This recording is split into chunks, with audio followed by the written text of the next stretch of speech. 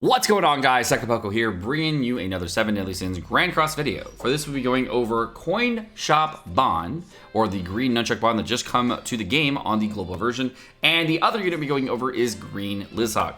The question I'm getting asked currently a lot today is, hey, can I take green bond and replace Lizhawk on my farming team? And the answer is yes, of course you can do that. It's whatever you want to do. I mean, they do similar things. They're both area effect farming units, they're both good. And then the question I get after that is he better? And the answer I have is kinda, maybe, no. So we're gonna show off both Lizhawk and Bond in a video here, and hope you guys enjoy the video. We're gonna do this on a couple different stages so you can kind of see the difference in damage, and hope you guys enjoy it. Without further ado, let's go and jump right into it.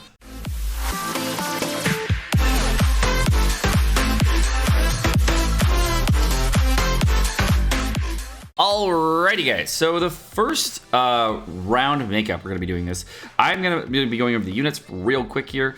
First off, we have Bond. My Bond currently has 12,171 attack. He's not by any means max minned, but he does have UR gear with 14% rolls on his ring and a 14.3% roll on his bracer. So it gives him probably really good, really high attack. Unfortunately, I do not have all the cosmetics I need in the world for him, but same can be said of Lizhawk. But he does have 3 SSR weapons and 2 UR weapons, so he does have a very decent kit. On his support character, we have Blue SR Jericho.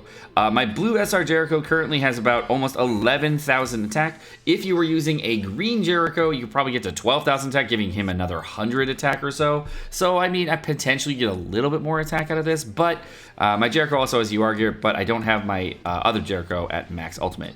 Let's go over to my Lizhawk and compare that so you can kind of see the difference. Lizhawk is currently at 11,322 attack. She's going to be rocking again her full UR set with a 12.9% roll on attack and a 14% roll on the bracer. So you know that of course is less than what I have on Bond, giving you an idea that one is definitely having an edge over the other. I definitely worked on my Bond gear more than I did my Elizabeth gear.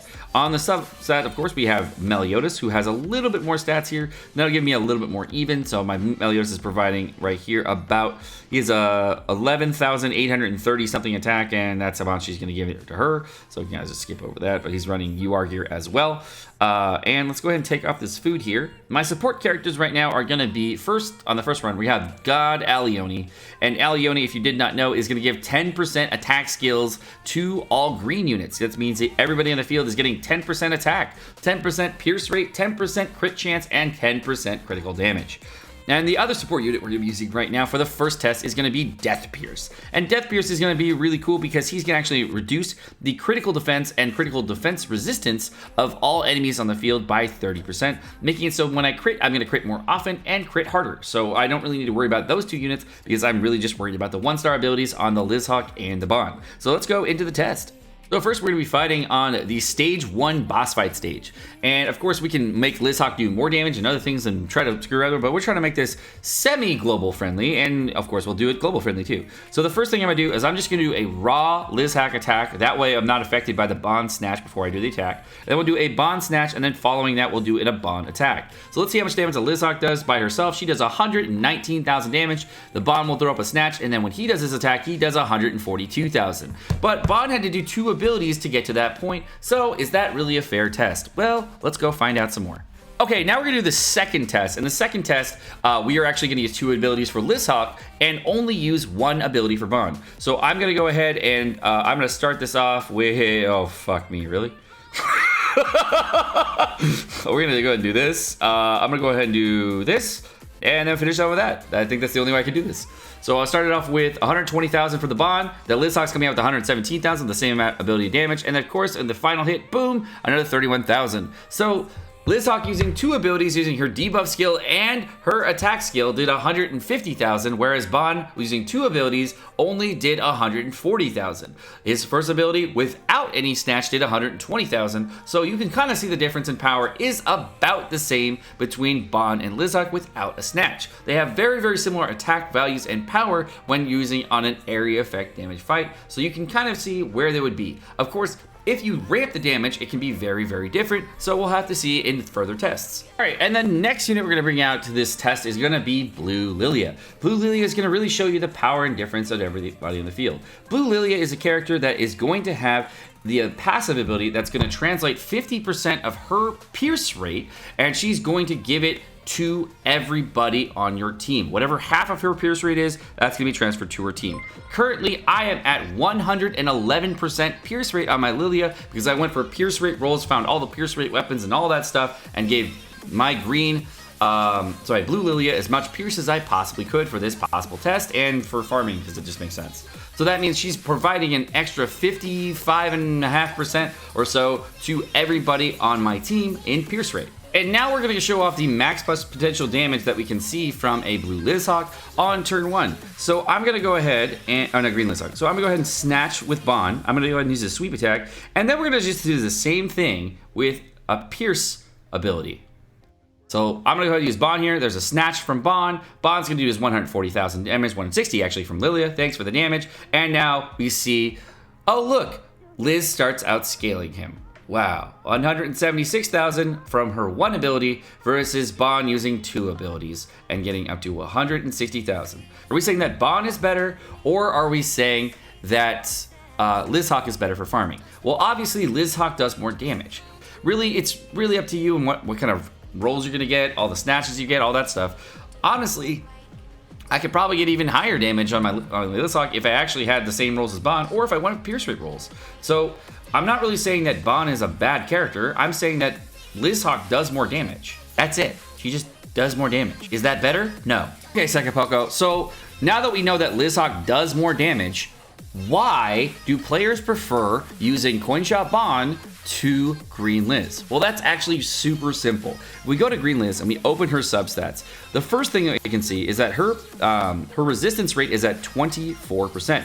We go down even further. She has a critical resistance rate of 24% as well, and a critical defense at 25%. So overall, if I'm looking at how hard she can hit pretty hard. She has pretty much average or below average substats on her defensive stats. Let's go to Bon. Bon has a similar defense value. You can see that the Liz was about 6,100 and he's about 6,000, but Bon doesn't actually have UR sets on over here. This would probably give him another, I don't know, 300 or 400, so he would probably be around 6,500 after all the percent rolls came in.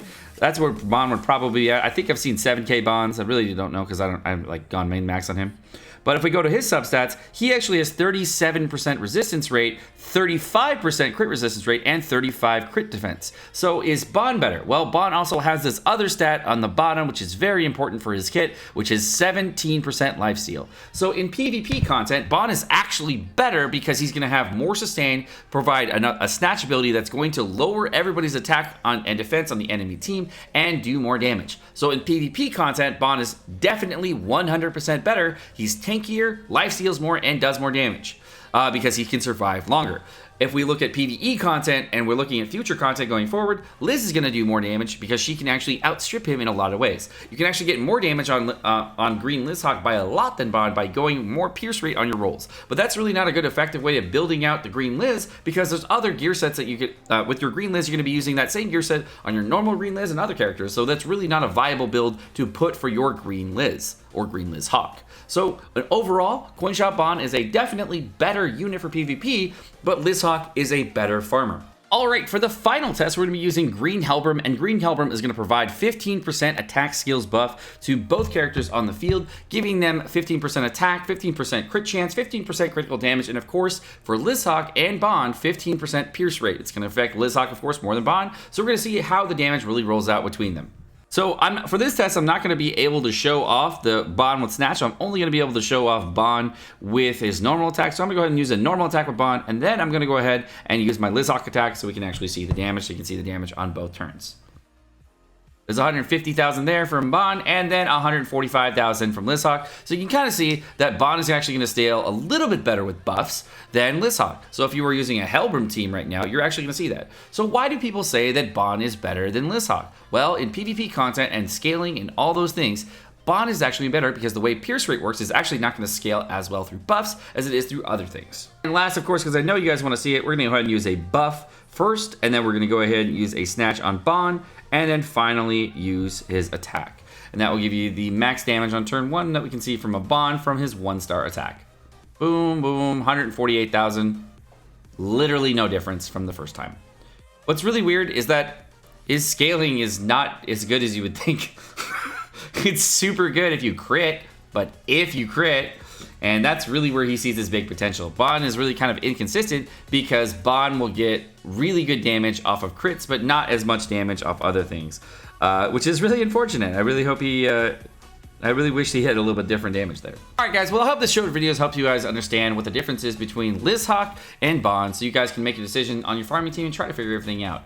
As far as auto farming goes, it's really going to be better to use one or the other and not use both, because otherwise the AI gets confused and does weird things. So definitely pick one or the other when you're doing your farming team. I hope this helps. Well, my name's Sekapoko again. Have a great day. If you do want to like and subscribe, it always does help out. Thank you guys. Bye.